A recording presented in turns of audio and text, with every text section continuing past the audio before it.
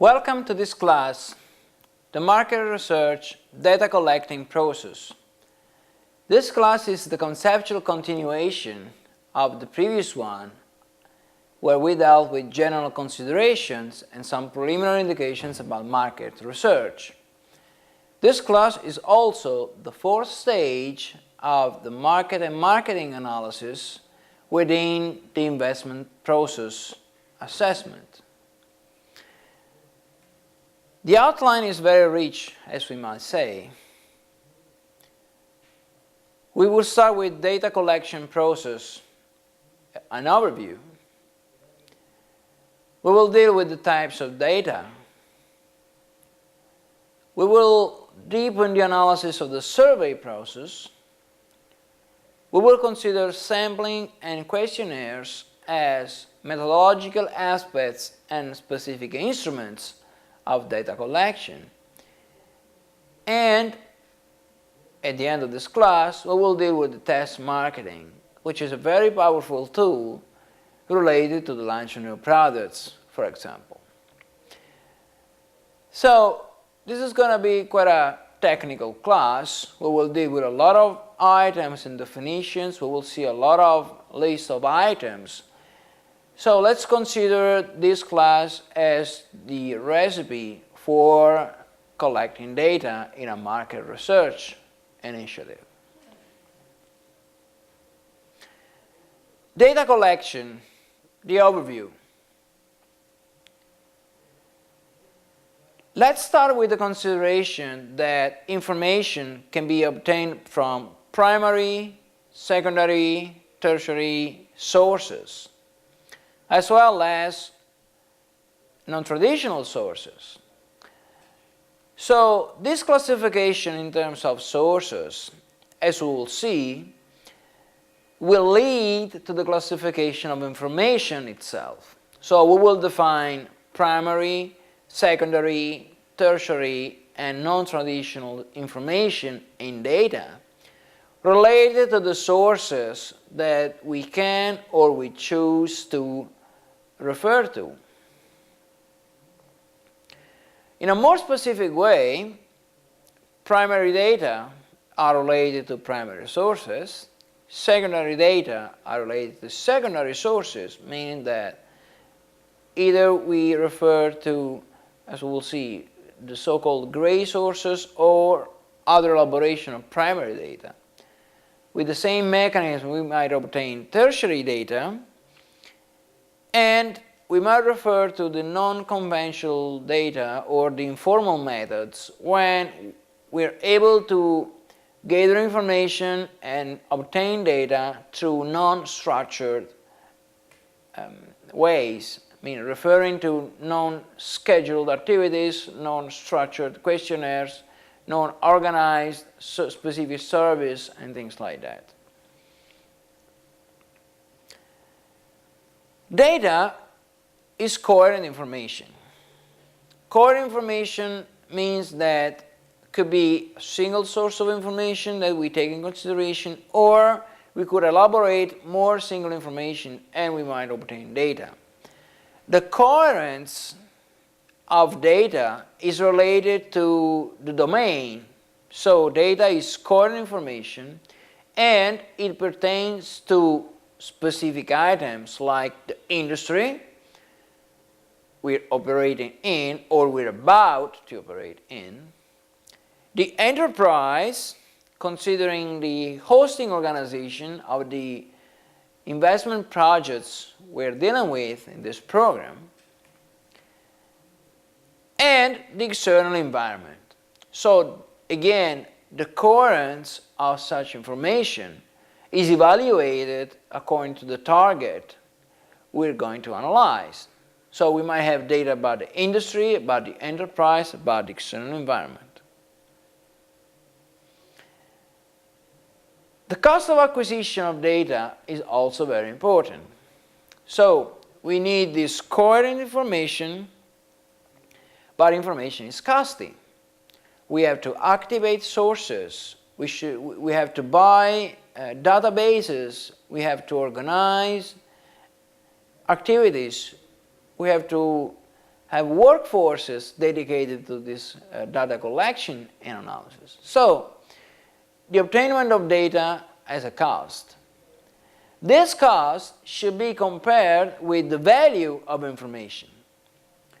So, in dealing with the necessary amount of data that should be collected or should be set up in order to establish decision processes, companies should go through a cost-benefit analysis, as in many other activities. Uses of data can be heterogeneous as well. So once the database is established, once data is gathered and structured and organized, we might have immediate usage of the data or future utilization of the very same data set. So in terms of this overview and general considerations, we must face the fact that data is coherent information and as an asset, as a whatever enterprise-related asset, has got its own specific costs and benefits. Types of data. Data may be classified according to the sources of our information. So let's start with the classifications that we dealt with already between primary, secondary, tertiary, and information gathered through informal methods or non-structured sources. When it comes to primary data might be obtained by surveys and tests. So we have surveys when, in general terms, we have an individual or a group of people collecting information from a population. And as we will see, if the whole population cannot be reached, surveys are about a sample that might be extracted from the population. On the other hand, tests are closely related to what is called the laboratory experiences or experiments in the natural sciences. So it's a collection of inputs and outputs out of reactions when some individuals or some other entities are exposed to some stimuli. So primary sources basically mean that we have a primary and direct access to the sources of data. In terms of specific mechanisms, we might have informal data collection. So through the conversation with other people, we might be able to detect some information and to elaborate some information into some data. We might have structured surveys, again, when we target a population and we sample this population in segments and we try to analyze it through specific methods, as we will see momentarily.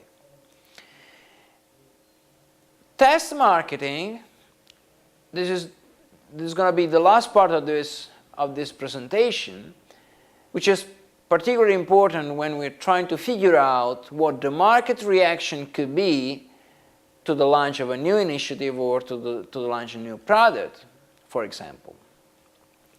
And then we have experiments. As I was telling you, the idea of experiments is very close to the natural sciences field.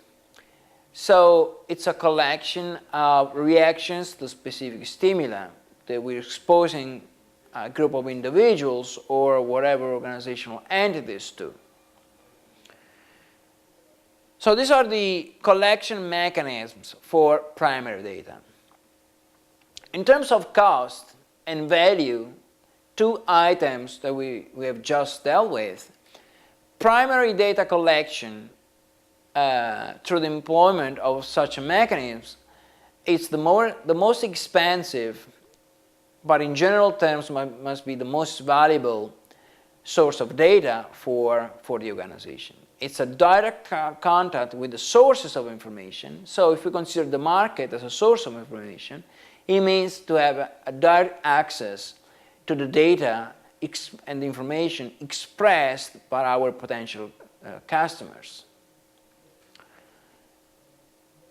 Secondary data could be classified according to the sources and the aggregation criteria that we put into place. So when it comes to sources, secondary data might be obtained by published and unpublished materials. By the wording, if something is published, is made public for the general audience. If we have access to reserved or classified materials, of course we're referring to unpublished documents. Another distinction between published and unpublished materials could be related to the accountability and to the reliability of such sources. So if something is published, as we'll see, by governmental agencies or global agencies, probably the degree of accountability could be higher from a gray material which is unpublished and where the sources and the data methodology is not that clear. Another source of secondary data might be magazines, journal, reports, and so on. Trade statistics is the one elaborated by the World Trade Organization, for example, are important sources of secondary data. So all these global organizations like WTO, GATT, and so on elaborate some information through the utilization of extended data sets. These data sets are usually available to the public. So it's not uncommon in market research, as in the rest of social research, to refer to such data sets for further elaboration.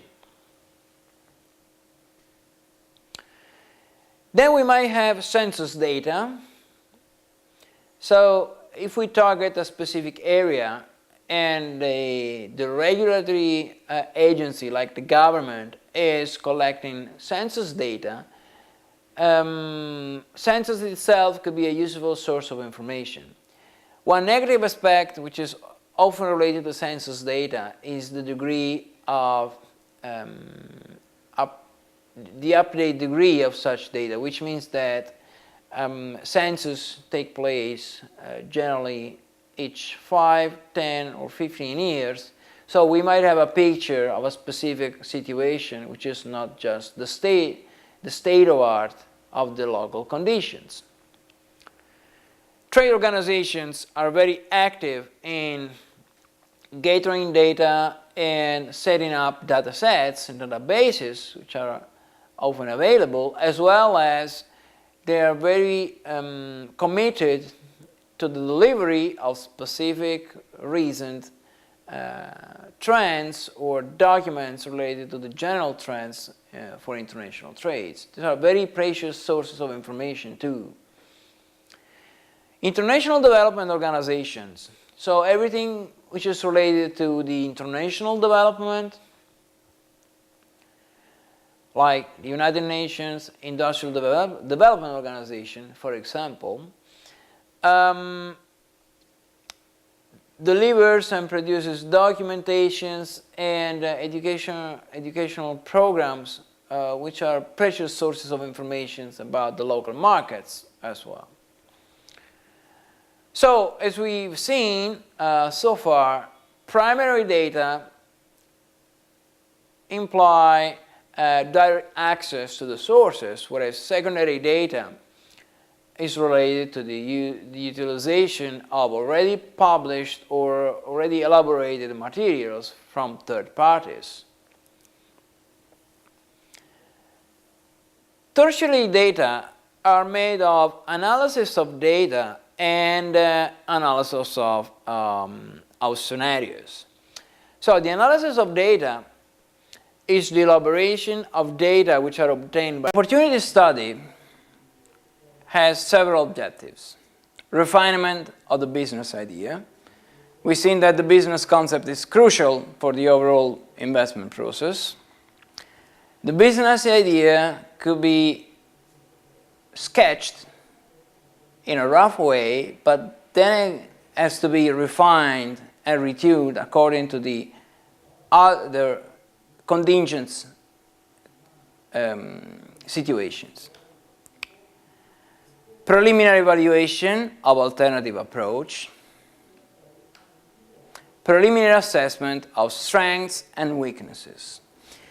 The structured analysis of strengths and weaknesses, as we will see, is going to be labeled SWOT analysis. And this is one of the subjects that we'll deal in the next module. The characteristics of this phase, as I was saying, is that it's sketchy, based more on rough aggregate estimates than on detailed analysis. Pre-feasibility study. We have specific objectives here as well. Preliminary project assessment. The pre-feasibility study deals with the assessment of several aspects of the investment itself. And it's very important since it leads to the identification of project alternatives as well. So if we are convinced about the general business idea and or we are convinced about the goodness of the expected returns of the project, we could not neglect that this very same aim could be fulfilled with different alternatives. So basically, an alternative in this sense is, for example, to look for another country or for deploying the very same investment in a different industry within the same target country.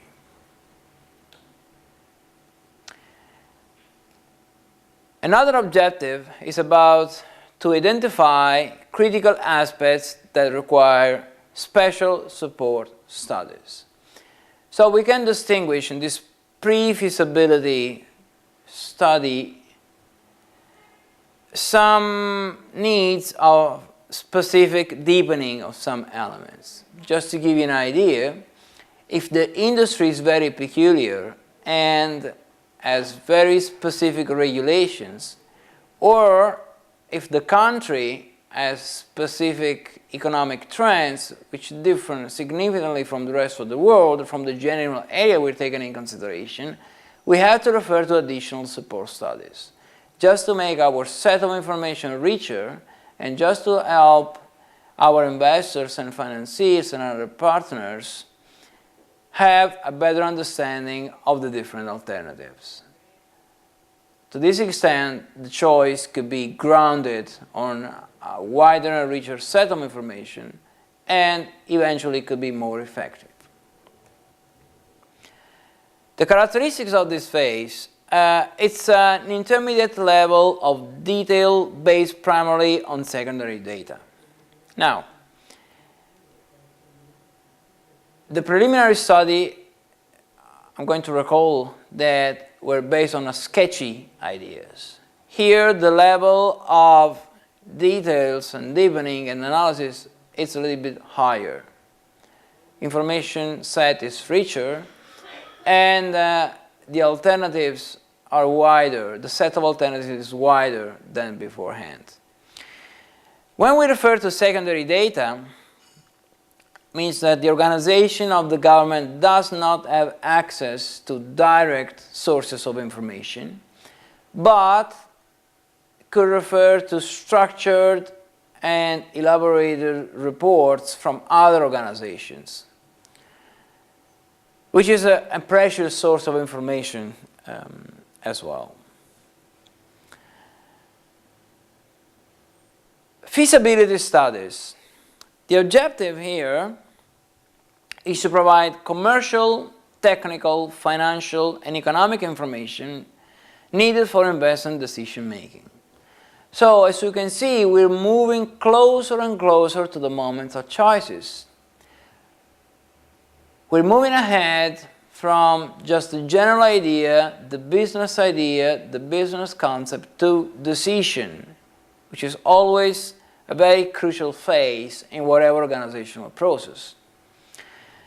And as we've seen through the figure we examined before, we start from commercial and technical information, market and technological alternatives, and the combination of commercial and technical information could help the organization define the financial needs and to live with the financial information.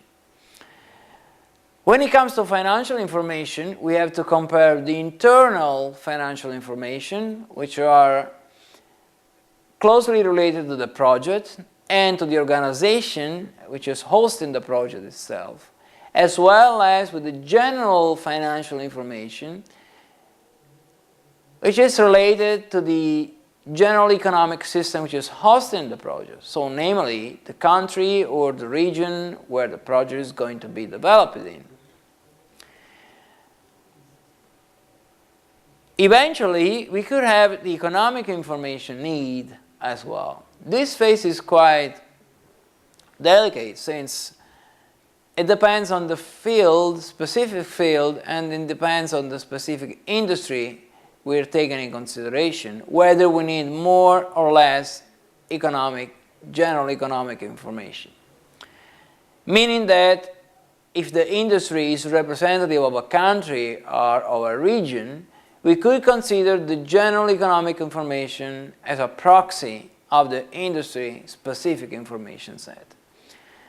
Alternatively, if the industry is very peculiar and very specific and it's quite exceptional in a country or a geographic context, then we need for purchasing support studies, as we've seen, which are very specific for the situation we're taking under analysis. Characteristics of this phase: a clear project concept and criteria. So when it comes to the feasibility studies, we need to be extremely detailed and extremely clear about the underneath concepts and the criteria we're going to refer to for evaluating the investment itself. Second, there is a need for a comprehensive project design. So, during the preliminary studies and the pre-feasibility studies, investors and partners could collect a lot of subsets of information, and they could deal with investments in terms of tasks and subtasks. When it comes to the feasibility study, they have to combine all together in a systemic and holistic way, and they have to end up with a comprehensive project design. Third characteristic: reliable information, often primary data. So if you compare this kind of study with the pre-feasibility studies again, we switch from secondary data to primary data, which again implies to have direct access to the sources of information. And the information itself cannot be sketched as in the preliminary study, or just more detailed than the preliminary study as in the pre-feasibility study, but has to be reliable. So the message here is that investors need to have a clear view of the situation. This is the mission of the feasibility study. Quantify prediction of performance. So if we're seeking for results, we have to specify and give details about these expected results. So, as we will see, performance themselves could be assessed in different way, could be appraised in different way, can be measured in different ways. It's very important to specify what are the parameters explaining this performance and what are the expected levels or objectives related to such a set of parameters. Detailed analysis with a high confidence level. So the structure of the project itself is getting richer and richer. The set of alternatives is increasing. The range of alternatives is becoming more and more respondent to the several investors and several participants' perspectives. High confidence level is crucial as well, meaning that if we move from the preliminary phases to the more advanced phases in the investment project, we're moving from the idea to the market. And if we're moving towards the market, we have to convince our market to buy our investment. Consistent and defensible conclusions.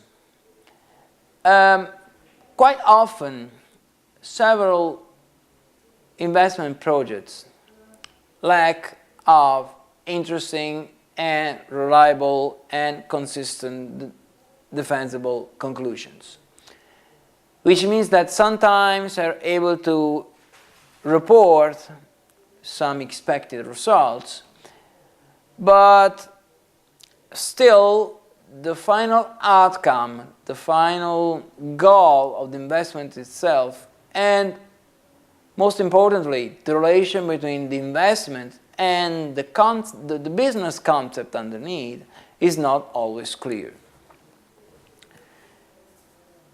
In such a situation, the investment proposal could be very weak from a pre-feasibility standpoint. Selection criteria have to be explained and detailed in a proper way as well. So, if the idea is that we have different criteria, since we have different investors and participants to the project, we have to clarify which of those criteria we're going to pick in order to defend, promote, and operationalize our investment. Support studies. Support studies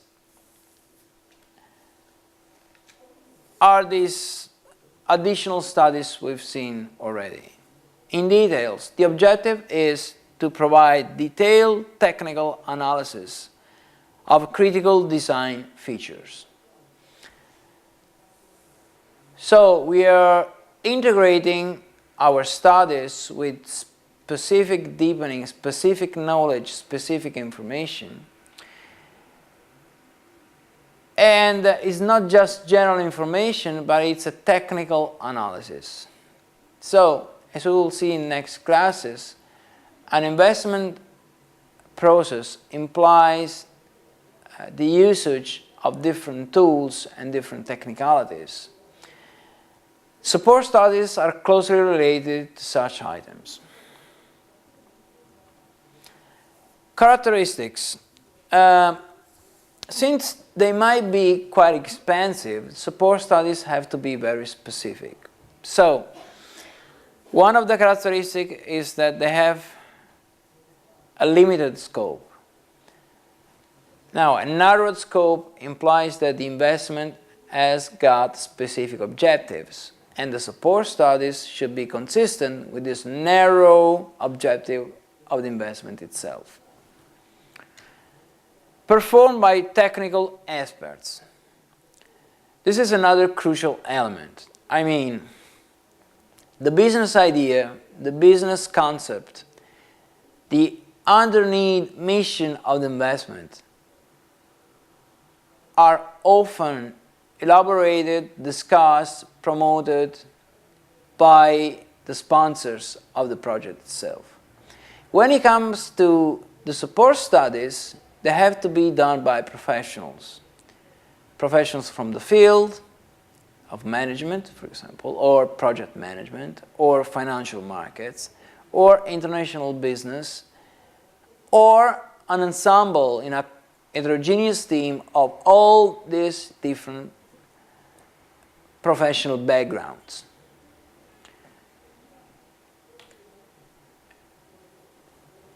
Support studies have to answer key questions. The key questions arise from the structure of the project itself, from the feasibility study, from the preliminary study itself. So if we move from a sketchy idea to the need for more information and deepening, we have to formulate some specific questions, and we have to answer to these questions by elements contained in these support studies. Degree of rigor commensurate with stage of project development. Now, as we will see, projects, and more specifically investment projects, have their own life cycle.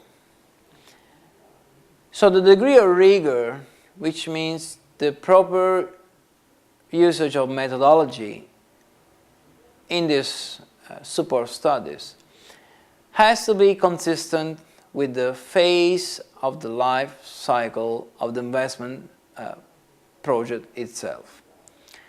So probably when we move from the preliminary studies to the pre-feasibility studies to the feasibility studies and lately to the implementation of the project or the expected implementation of the project, the support studies have to be more specific, have to be more rigorous.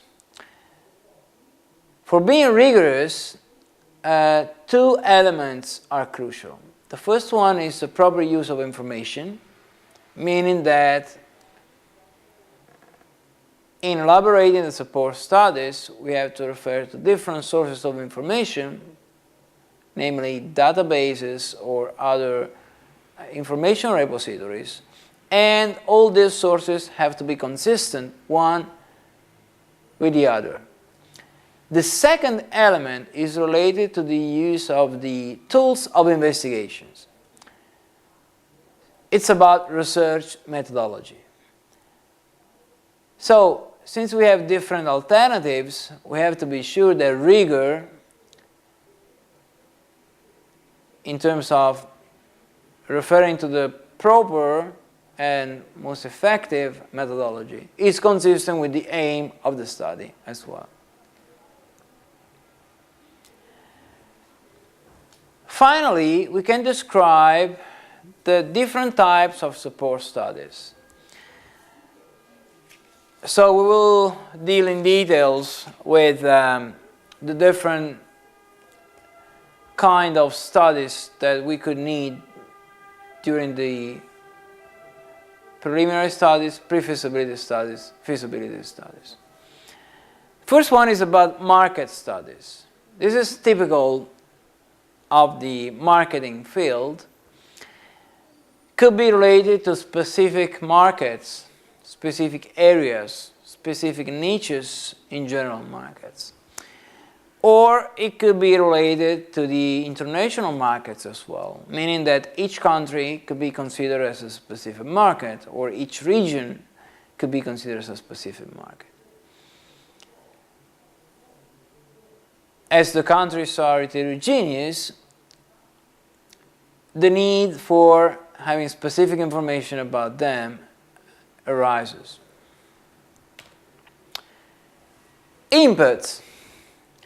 By inputs, we might refer to physical inputs, like raw materials, informational inputs, like sources of information, or manpower, meaning skills and competencies by personnel considered as an input for the investment itself, for the production processes, for the information processes. Location.